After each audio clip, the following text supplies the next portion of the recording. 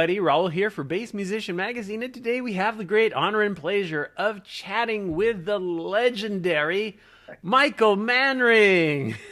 Well, the pleasure is absolutely mine, Raul. Thank you. Well, starting from the beginning, Michael, I can't tell you how thrilled I am to finally have the opportunity to sit down and talk with you. Thanks to Skype, and in this particular instance, we're talking in the pandemic, so it's great that we can communicate at a social distance safely and get kind of the lowdown. I always like to go back and kind of go to your beginnings. How did you get started in music, and particularly on bass? I come from a relatively musical family.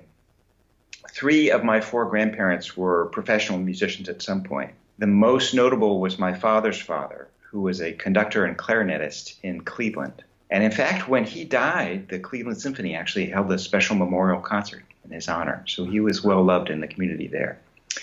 So there was a lot of music kind of in the gene pool, but my parents weren't all that thrilled about, the idea of professional musicians, certainly, because my dad had grown up in the Depression, and so they were always poor. And so he, kind of wished that his dad had made more money than as a musician, that's for sure. But we all love music. And I really got the bug when I was a little kid. We had a piano in the house, and my parents saw that I was really starting to get the bug, and so they signed me up for piano lessons when I was 9.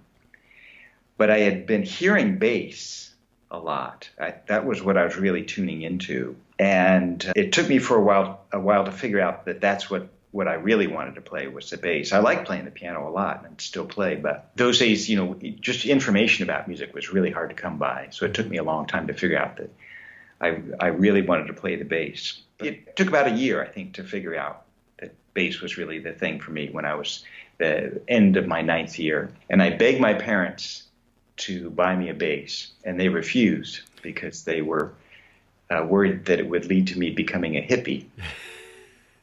And rightly so, as it turns out. And I begged and begged, and they said, no, you'll lose interest in a week, and begged and begged, and they said, okay, well, we'll rent you a bass.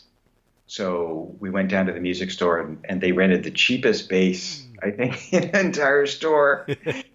And I got it home, and I loved it. I just loved it. I mean, it was horrible. God, it was such an awful instrument. But I just loved it, and they allowed me to take lessons, and I started saving up right away and eventually saved up for a real bass. I bought a Gibson EB3, a used Gibson EB3. Nice. And once I got that bass, then it was all over.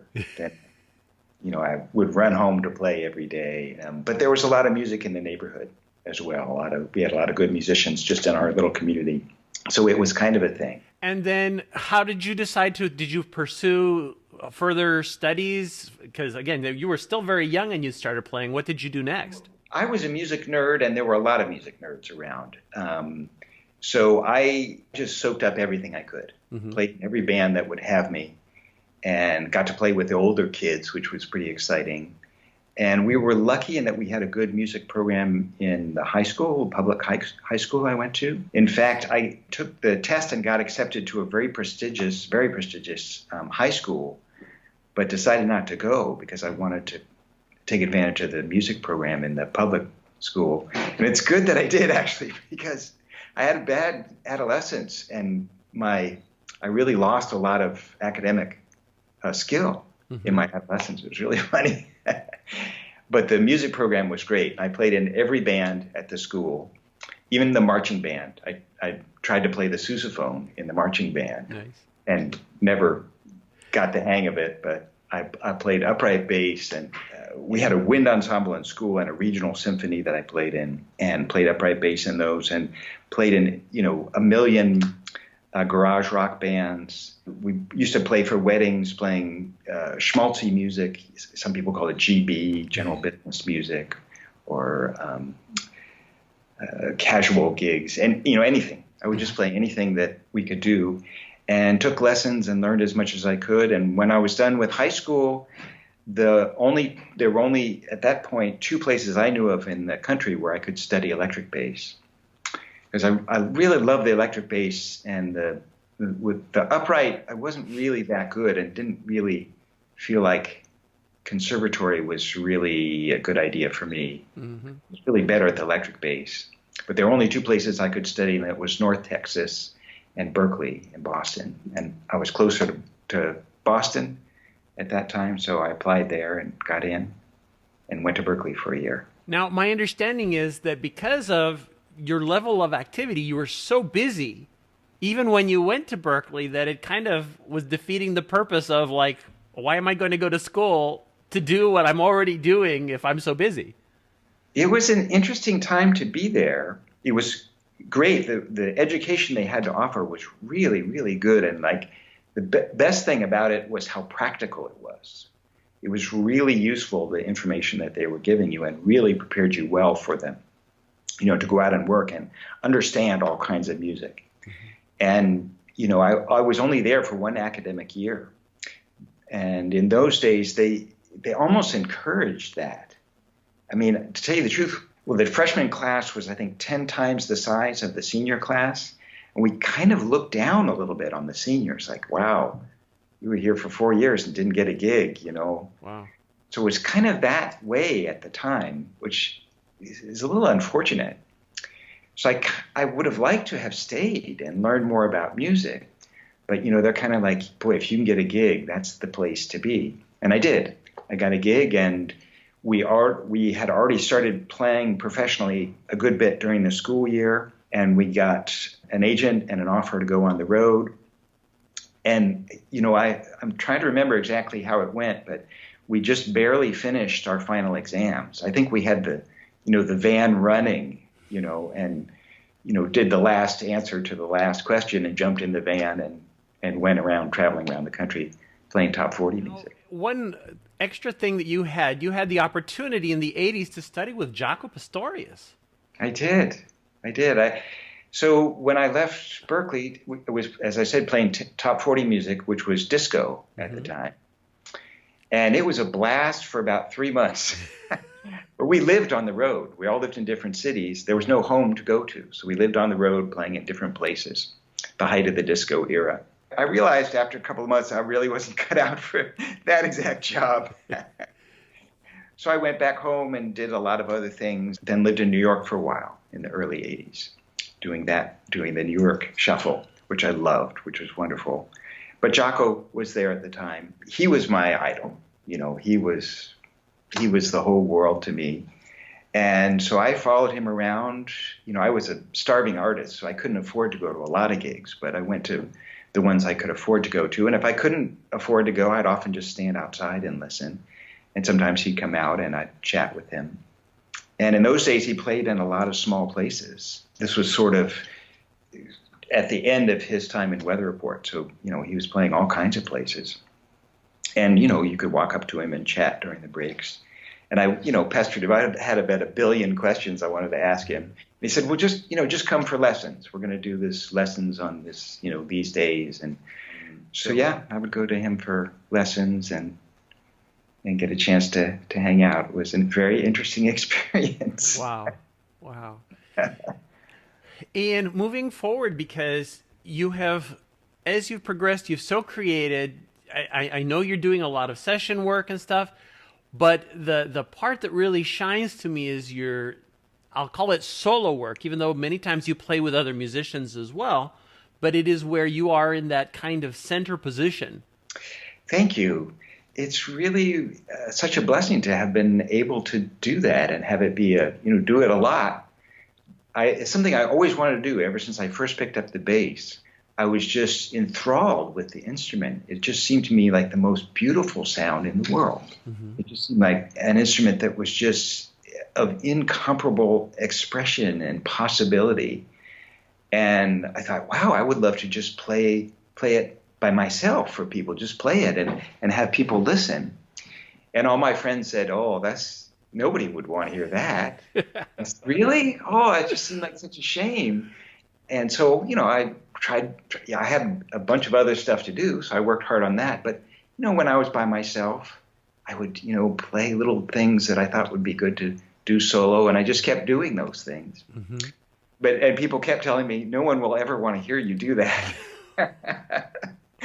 And, I tried to be a good musician and do what people who knew better than I did said. But little by little, I had opportunities, to do a little bit of solo stuff here, a little solo intro to a song with a band I was playing in or something.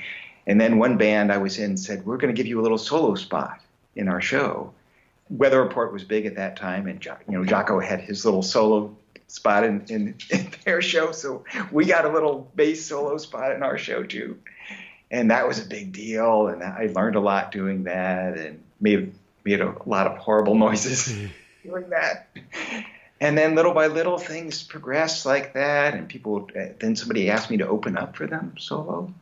And then finally, about 1984, I think it was, somebody said here in California, said, we want you to come and play a solo show. And I said, I'll be right there. Nice. And little by little, I got to do more and more, and it became kind of a major part of what I do. Got you. Well, and in my appraisal, as I've listened to you, and I've had the pleasure of listening to you perform live, which I have to say is one of the most mind-blowing, boggling things I've ever experienced, because I have very much enjoyed, I think, what the general public has enjoyed about so much of the bass, in that it's, setting a groove, it's doing its part, it's part of the big picture, it's what makes the music what it is. I mean, when you listen, I kind of go to like McCartney's melodic, lyrical approaches to Beatles music. He makes those tunes what they were, yeah. and so that much I had absorbed. But when I heard you play solo, you so pushed the envelope, and progressive, I think, is kind of the key word, because the bass is a relatively new instrument when you look at in the history of so many instruments, and the electric bass even newer. Yeah. But you take it a step further, and I know there's a lot of kind of resistant curmudgeons that go like, oh, Jaco only needed 4 strings, and he only played on his old beat up Fender that he pulled the frets off, so everybody should do that. And it's like, even, it is so evolved, and so I had never seen an EBow before I heard you play it, and I'm like, what is that? Absolutely. What is going on? And then watching you change tunings mid-song, I'm like, what is this? And I'd mentioned I'd heard Jose Feliciano tuning mid-tune, but you do it on purpose. He was trying to fix. He was fixing his guitar that was out of tune. You changed it on purpose, which I'm kind of going mentally, this changes the positions of everything. Yeah. So it has a 3-dimensionality to it. And as part of, in my past, my undergrad's studies were in physics. So I'd had a moment to contemplate the two, kind of our position in the universe, where when you look to the skies, you can see infinite largeness. But then when you look into substances, because I was doing solid state physics, there is infinite smallness as well. And in my opinion, you capture this 3-dimensionality of the musicality, that it is just, and I'd heard you were playing at a planetarium. I'm going, oh my God, it's the perfect place. Well, thank you so much for that very kind compliment. I don't deserve it, but I very much appreciate it. And never heard it put quite that way, and it's very, very thoughtful of you. Well, it is how the notes are hitting, and I don't know whether I'm guessing, I'm going, oh my gosh, he must be seeing these patterns, because you fall within jazz fusion. A lot of contemporary jazz they try to push the envelope, and it tends to be kind of disjointed. It tends to go off in areas where you kind of go, oh, like Victor says, they're only half a note away from the right note. And you're going, okay, well, they're trying to do something different. And, the whole band is playing those notes, so it's on purpose. It's not an accident. But with what you play, everything seems to be going into the right place, and the intricacy and the attention to detail, and again, the changing of the tunings. I mean, oh my gosh, your 10-string bass, the fact that you're not tuning them in octaves necessarily. Yeah. Just blows me away, because it's like, how can you keep track of all of this? Which brings us to, and since I'm so over gushing, it's because I have been immersing myself in your latest release. This is just April of this year, Small Moments. Thank you. And it's a journey. It is something that I think everybody and anybody needs to hear. You gave me details when I listened to each of these tunes, the expanded notes. I mean, this was something that you're capturing these small moments in different places and in times, and again, it goes to that three-dimensionality. Getting very nerdy in three-dimensional chess with Spock, but but tell us about Small Moments. Well, it took kind of a long time for this one to come about. We were talking about solo bass music, and I'd always wanted to do a solo bass record. Mm-hmm. But again, I mean, everybody told me that's fine, but nobody will want to hear this. And, these were smart people, and these were people who were very successful in the music business. And for a long time, I was signed to a label that was part of a major label. So, I didn't want to rock the boat too much, Mm-hmm. So I listened to what they said, and I said, okay, I'll keep doing these solo pieces, and I was doing more and more of them at that time. And by that time, I was doing quite a number of solo concerts. Things progressed, and the major music business dissolved and decayed and did what it did. It imploded. Yeah. And when I was off on my own, I said, well, okay, now's my chance to make a solo bass record. So I made one called Soliloquy. I can't remember when I released it. It must have been 2005, I'm thinking. Wow. So a really long time ago. And, in spite of what everyone had told me, it did pretty well.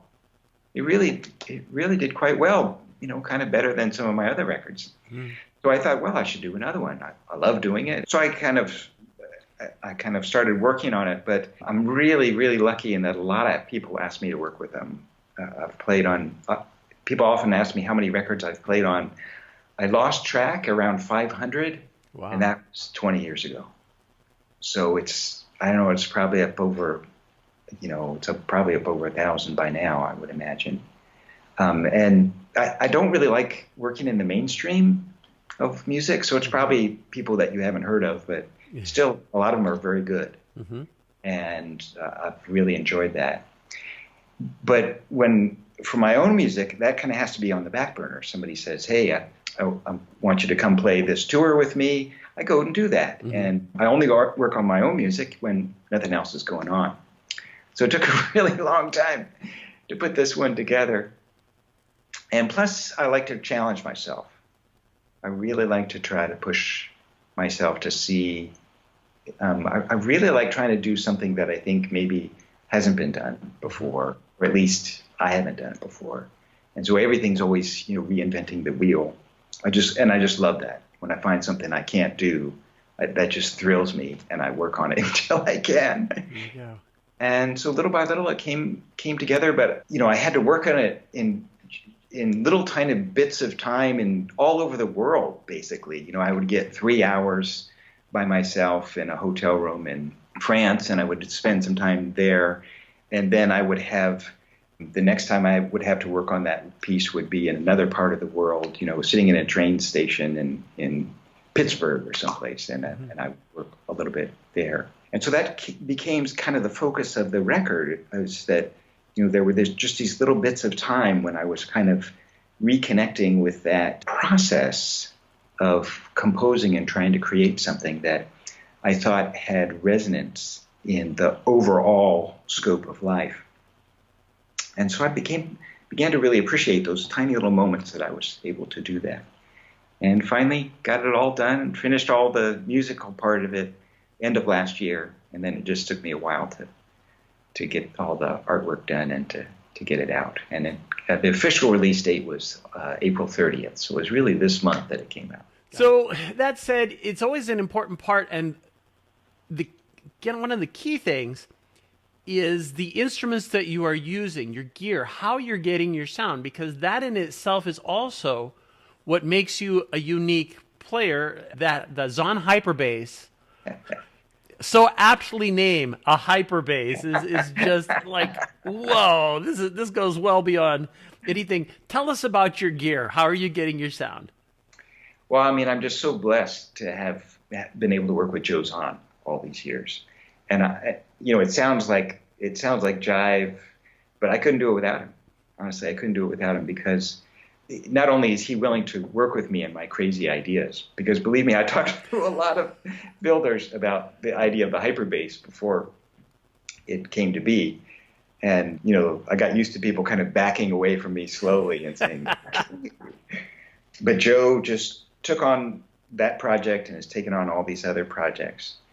And he has some kind of magic mojo. I don't know what it is, but he knows, like anytime he's built me an instrument, he'll say, okay, I know what you need. Because, he's listened to me play for a long time. He used to come and hear me play for a couple of years before we started working together. And he just knows what I need. And I've had a couple of his instruments, and he'll say, I need to build you a new one of those. And I say, well, this one's fine. Why do you need to build me one? And I'll get it, and I'll say, oh, right, now I know. And I don't know what he's doing. I guess it's the combination of wood and materials and electronics. So that's a real blessing.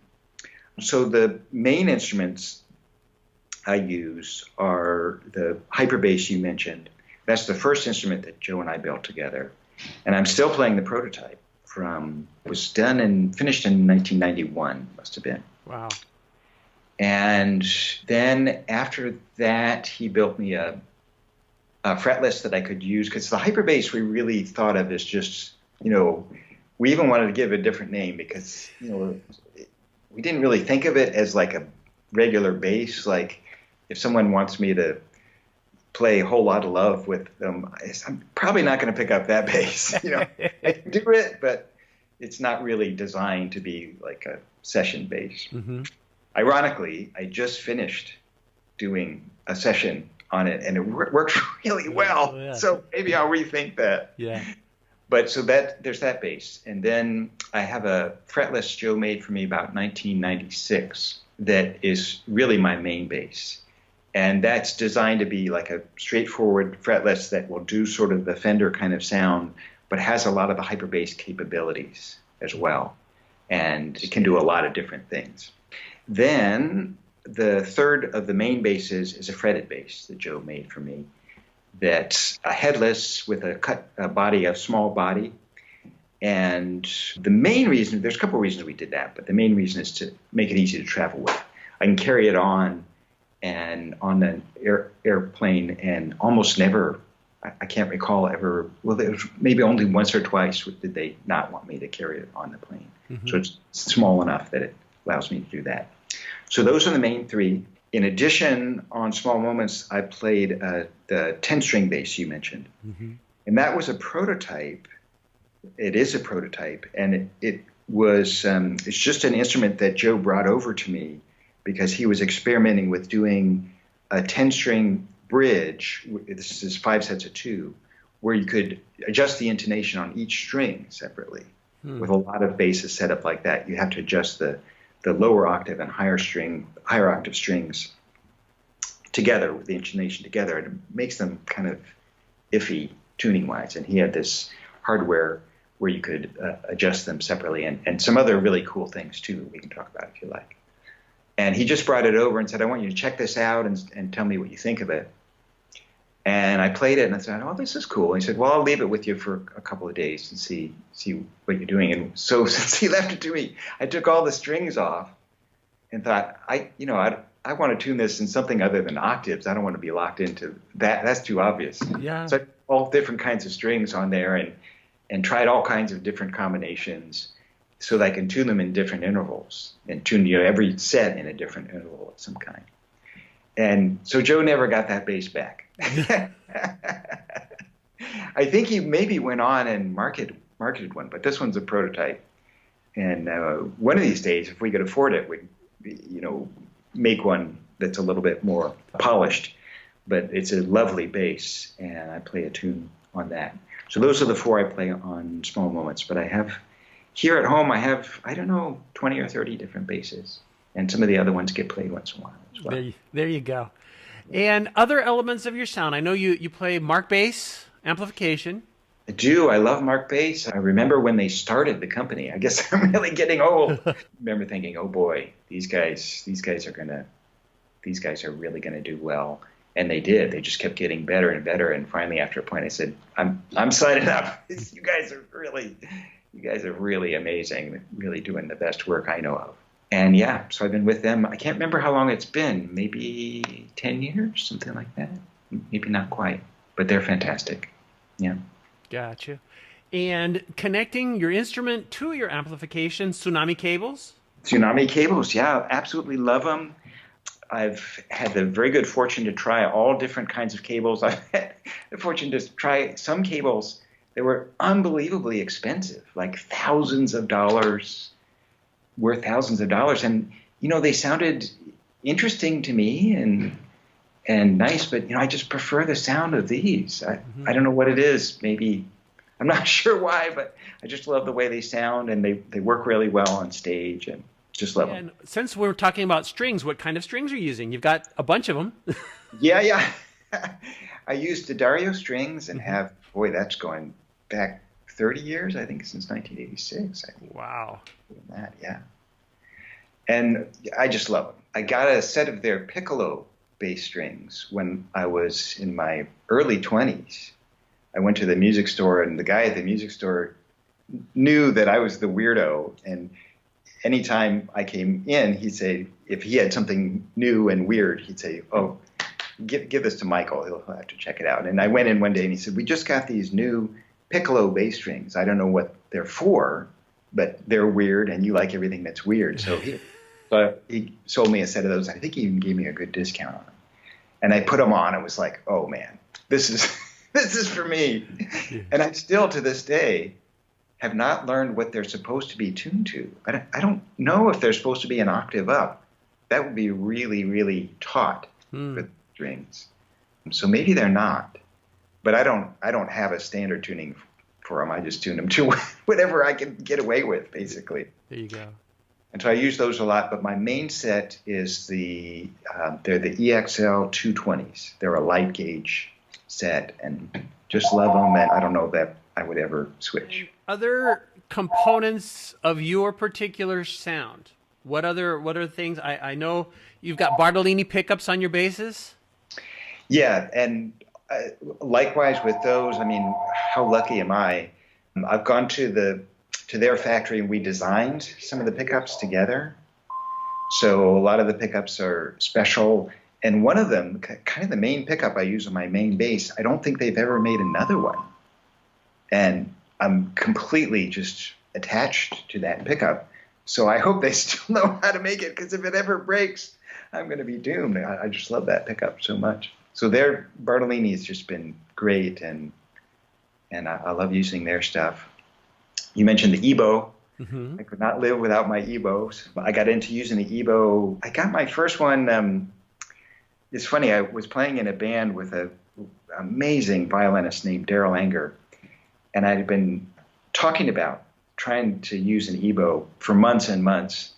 It must have been about 1986, and he just brought me one. I was so poor I couldn't afford it, and he just bought it and brought it and said, "Here, I'm tired of hearing you talk about it. Just try it." And I tried it and just was completely blown away by it and started using it right away. It's just it's been in the bass case ever since. It was 1986 or something. Wow. Yeah. And I have a whole bunch of them. I got to be friends with Greg Heat, the guy that invented it. And he would bring me different little tweaks that he would make to it. And so I probably have, 7 or 8, maybe even more than that. I have one of the original ones that had no on switch. And they're all slightly different. Some of them are different in really interesting ways. And the current model that's for sale, actually, I had a small hand in the design of. So I'm kind of proud of that. So yeah, the EBO's a big deal.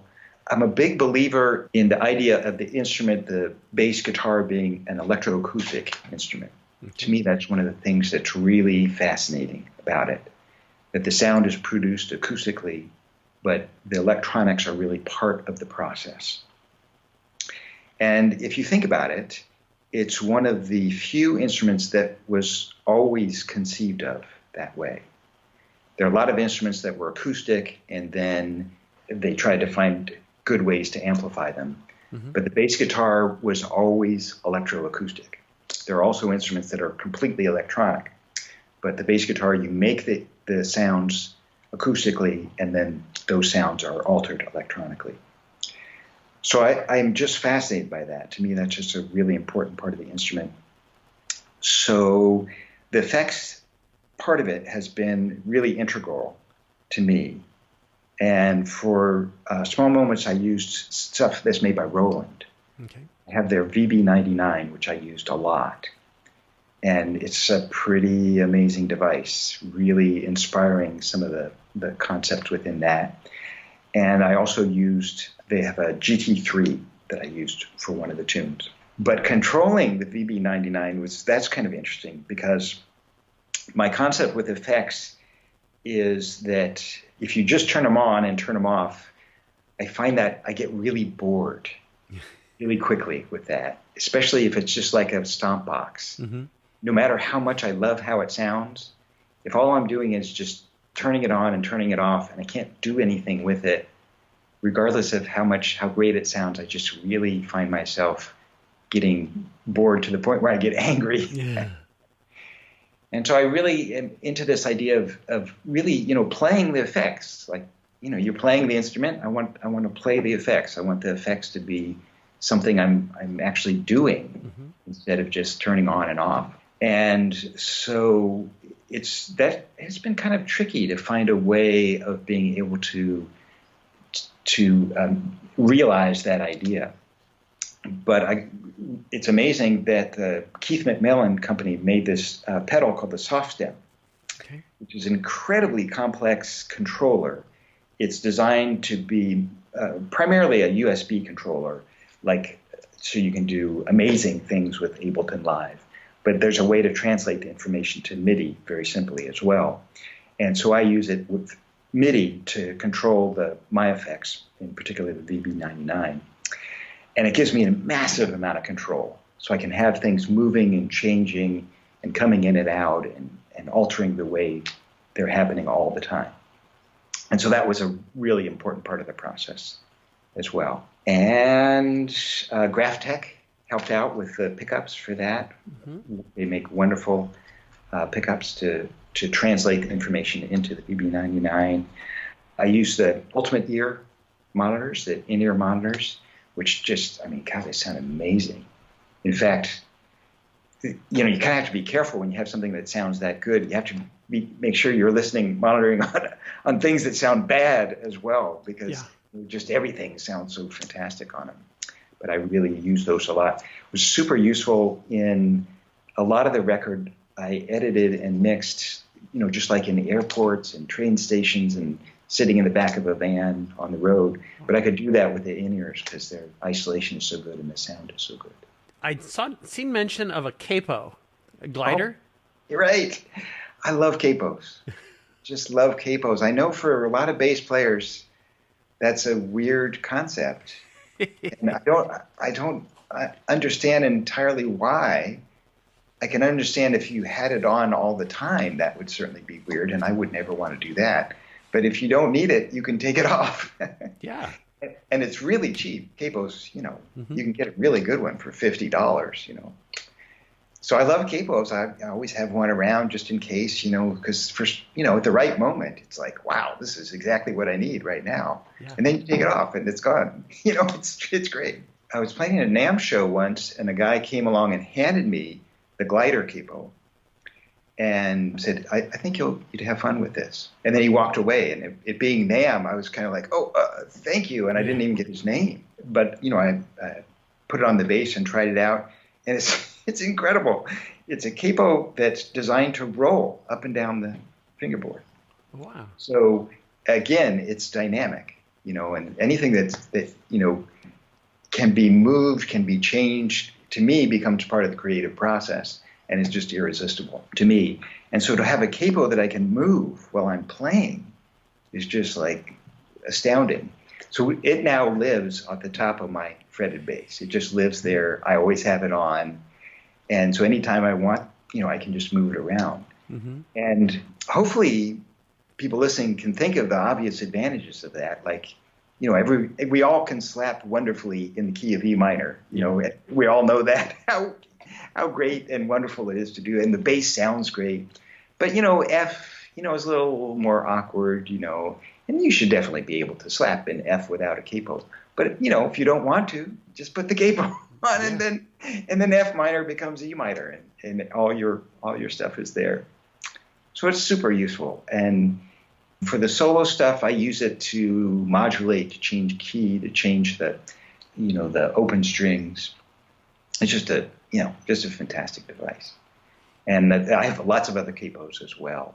I have several Kaiser capos that have, I can't remember what they're called. They're partial capos with little cutouts. Oh, wow. So you're going some of the strings, but not others. Yeah, it's too much fun. I hear you. Well, there's it's that dynamic element, and especially in small moments, we come back to the hyperbass and its design, where you've got hip shot tuner, you've got the ability to change tuning at your bridge. I mean, there's one tune that has 12, 13, 14 different tunings in the same song. Yeah, I think I finally made a new record, reached a new limit. Yeah. On hyperbass. I always kind of felt bad because for years I haven't really been pushing it as far as it can go, to tell you the truth. I mean, it can do a lot. But I think there's a tune, it's called Tetrahedron, mm-hmm. A tune on Small Moments. And I'm pretty sure it has more tuning changes than anything else I've ever done. And I think it has more tunings than anything I've ever done. Before I did Small Moments, or as the recording was in process, we got the 3-position hip shots put on that bass. Wow. The first hip shots were just 2 positions. You had the high and the low. Mm-hmm. I guess it was maybe, can it have been 10 years, something like that they made the 3 positions. So now each string at the top of the hyperbass, there are 3 different tunings for each string. And so I, made sure to incorporate those a little bit as well. But still, there's a lot that I didn't do. I have so much more. I'm about halfway of maxing out the dynamic tuning possibilities of the hyperbass. So I got to keep going. Yeah. But I did want to push it a little further. And so for this piece, Tetrahedron, I really tried to go a little bit further. And I just love playing it. It's just really so much fun. And I feel like, for me, I feel like it's, in terms of a hyperbass piece, I feel like it's the best hyperbass composition that I've come up with, just because I'm really starting to use more of the instrument's capabilities. That instrument also has multiple outputs. So the pickup looks normal, but underneath the cover, there's a separate output for each string. Wow. So when I'm recording, especially solo music, I almost never do this in ensemble music because it doesn't translate as well. But for solo music, it's great. I record each string separately on a separate track, and I can process each string separately. So if you listen carefully, you'll hear that the strings are panned a little bit in the stereo field. And the panning I use the most, you might not expect. What I do is the lowest and highest strings are about here, and then the middle 2 strings are out like this. And that's the panning I find that I like the most for solo music. I've tried, panning, low to high this way, and I've tried lots of different pannings. But I like this one the best. So if you listen carefully, you can hear the sound moving just a little bit. For this record, I didn't want it to be very extreme, so you'll probably have to put on headphones and really focus, but you'll be able to hear it. The extreme panning of the strings is a really interesting sound, but pretty bizarre. It's pretty disconcerting, but it's a sound that I love, and honestly, I wish all my bassists had the capability. In addition, the hyperbass has pickups built into the body, ceramic pickups built into the body that pick up the resonances within the body, and I use those as well as part of the recording. And that's a really fun thing because, you can use those as reverb sends, or you can use those to trigger the side chain of a compressor, or there's all kinds of stuff you can do. I mean, it's a lot of fun. Man, it is truly amazing. So as we look forward, I know that, again, we're kind of limited in our mobility through the pandemic, but what plans do you have for the future? I know with a recent release, going to be promoting that, obviously working a ton in all this other stuff. Yeah, I mean, I just feel lucky that people ask me to play with them. So as long as they keep asking, how can you play with them? Because I learned so much from, pretty much every gig I do. And if people want to hear the music, more solo music, I'll be thrilled to go do that. So at the moment, kind of all gigs are canceled, or the ones further out are sort of on hold. Yeah. But there's a lot of gigs, a lot of things with different people. And if we can kind of get through this, especially if we can get a vaccine, then I'll be very happy to get out there and play for folks. And if not, I'll keep making music and making videos and making recordings and teaching lessons. I just love music. Mm-hmm. I love playing music. I love learning about music. I love sharing music with people. I love talking about music. So it's been just such a joy to have been able to spend my whole life doing that. I've never had another job.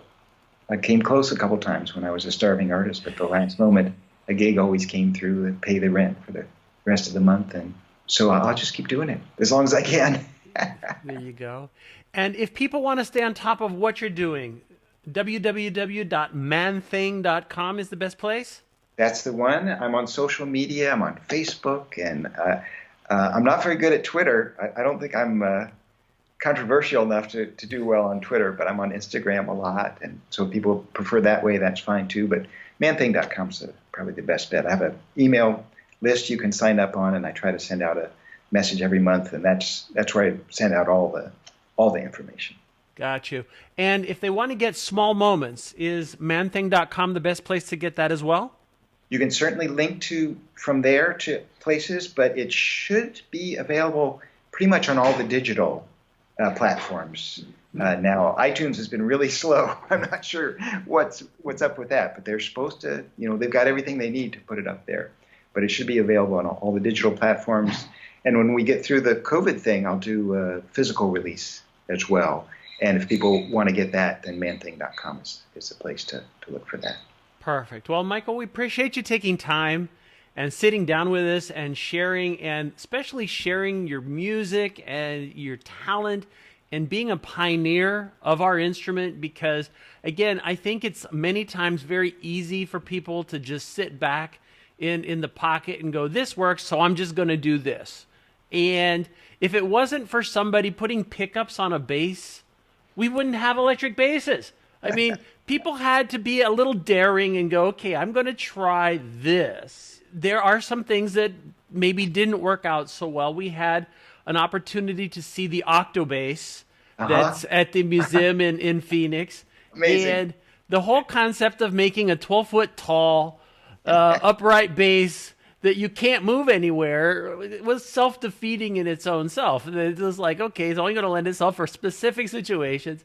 But so much of what you're doing, and I'd like to also challenge the community to kind of think outside the box a little too, because even just the whole idea of tunings, I mean, I get people that'll mention, oh, I can drop D. And it's like one note changes. And so it's just, it's how we evolve. And I believe it's an important part of the progression of our music and the instrument. And I thank you. Folks, you've seen him here, Michael Manring. Make sure you check out Small Moments. I have to say right back at you, Raul, I so appreciate you putting all the information out there, and feel so honored that you'd include me in it, and that you really put such great information out there about all this, because it's all so important. This is what makes the bass so great, is that I would never denigrate just sitting in the pocket and playing a great blues line. I get to do it myself on occasion, and I'm just thrilled every time I get to do it. And it's the great thing about this instrument is it's what made rock and roll. Rock and roll would not be what it is without just awesome pocket bass lines, pumping, simple eighth notes. You can play the simplest thing on it, just makes a tune. Or you can go to outer space, tune your bass to anything you want to. That's what's great about this instrument. It's all of that. I wouldn't want to be without any of it. I wouldn't want to be without any of it. And yeah, I always felt like you understood that. And your publication has such great information for no matter what you want to do, because it's all good. All this is good.